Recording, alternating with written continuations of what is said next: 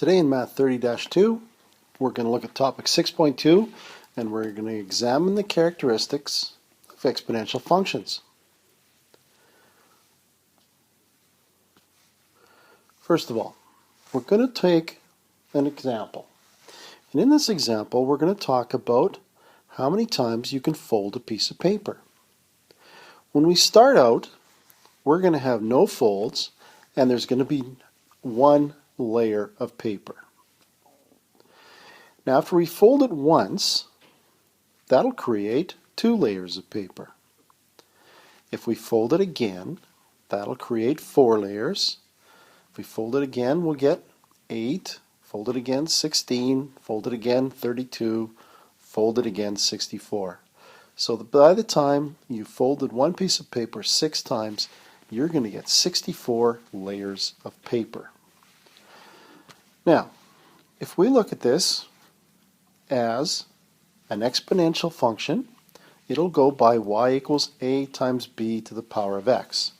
And actually, this graph is 1 times 2 to the power of x. And if we graphed it, we could start by plotting our points. When x is 0, y is 1, that's the first point. And when x is 2, y is 4, that's that point way up there. When x is 1, y is 2. Now I can draw the graph through those points and you can clearly see that it's an exponential function. Let's go to another one. Let's say y is equal to 4 times 3 to the power of x.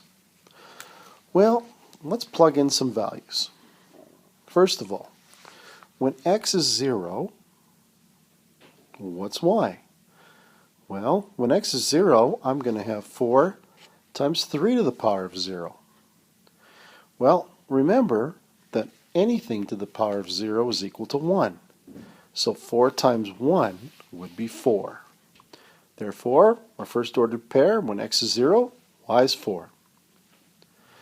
When x is 1, y is going to be 12, because 4 times 3 to the power of 1 is 4 times 3, which is 12.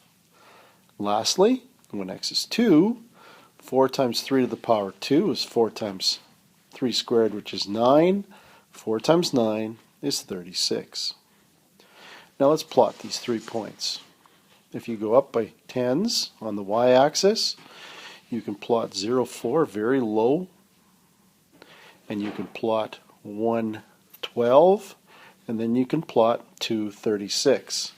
So that's what our graph's going to look like. It's going to go through those points. Next, let's have a look at this. Notice that the y-intercept is at 4, and the first value is y equals 4 times 3x. And our first one, where we have y equals 1 times 2 to the power of x, our y-intercept is 1, and our first value was 1. Well, if we take our standard graph of y equals a times b to the power of x, what we've noticed so far, what it looks like, is that a is our y-intercept. What's b? Well, we'll come back to that later. But let's keep going and we'll see if we'll do a couple more examples and see if this holds up.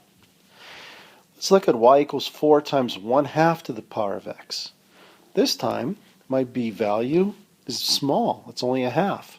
So let's see what happens when we graph something like this. Well, again, when x is 0, we're going to get 4 times 1/2 to the power of 0, which is 1. So it's going to be 4. So again, yes, when x is 0, y is 4, and that's our first value, our a value.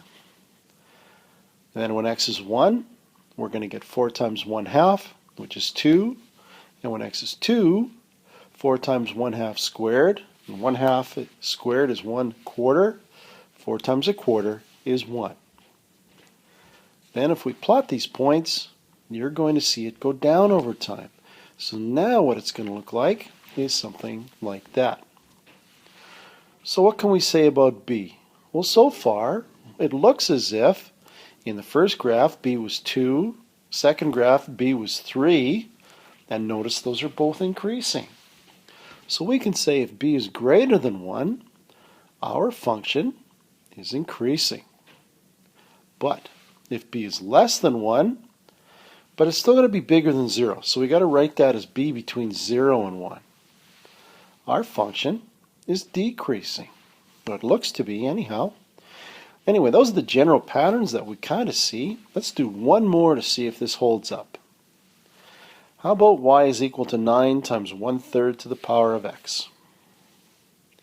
This time, what we're going to do is we're going to plot our x and y's. So if x is 0 again, 1/3 to the power of 0 is 1. So when x is 0, y is going to be 9. Now we're going to do all the work this time, just to show you where this all comes from. That's the ordered pair, 0, 9. In the next one, 9 times 1/3 to the power of 1 is 9 times 1/3, which is 9 over 3, which is 3. So we get the ordered pair when x is 1, y is 3.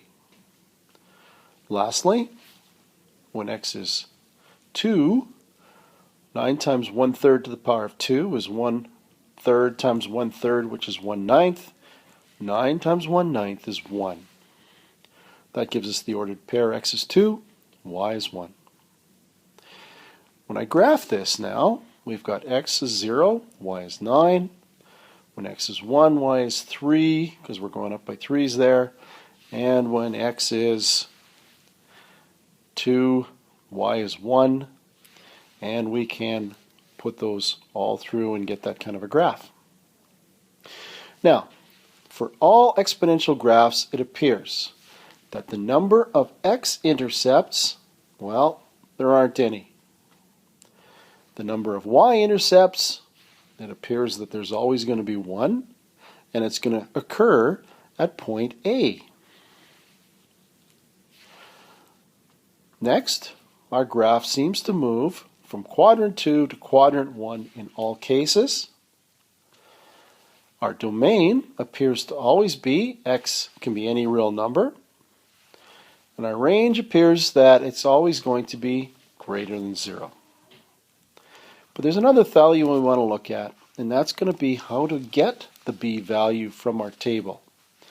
If we look at and go back, we can say if term 2 in our first graph was 4 and term 3 was 8, and I divided those two, 8 divided by 4, I get 2. That's our multiplier. It's going up by 2. Every column, or every number in the second column is times by 2, and that's our b value. Well, let's look at our second graph. It goes 4, then 12, then 36. Every number is being multiplied by 3. So it appears that b is our multiplier. So lastly, your assignment, do page 346, numbers 1 to 8.